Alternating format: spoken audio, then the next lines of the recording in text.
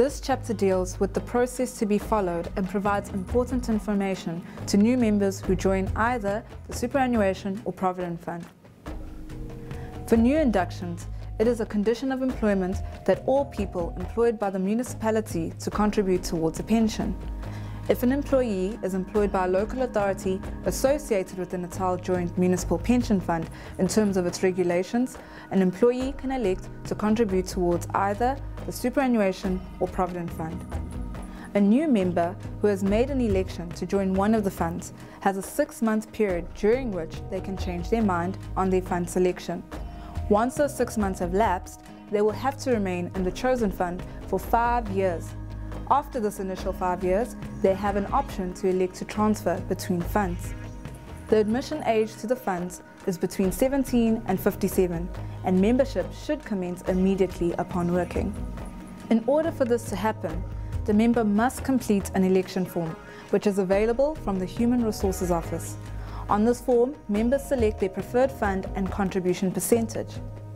On submitting this form, members must ensure that they have attached a copy of their ID book and have included their income tax number on the form. The member must also please make sure that he or she has completed the form with accurate personal details. Within 3 months of commencing employment, the member must undergo a medical examination with the municipal doctor.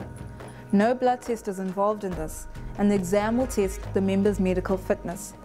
The fund and the employer will jointly bear the cost of this examination.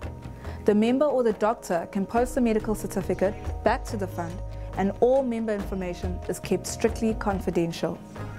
After examining the report, the fund will write back to the member if any follow-ups are required.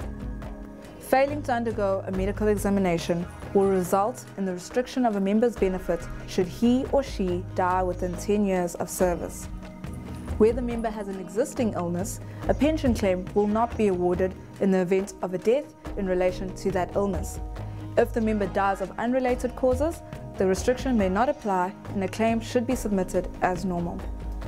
The member will also have to submit a beneficiary nomination form, where the member must indicate who of his or her dependents should receive their benefit in the event of death.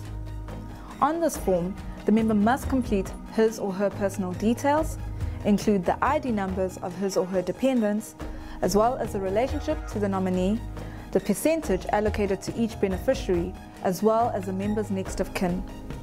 This concludes the induction process applicable for both the superannuation and provident fund new members.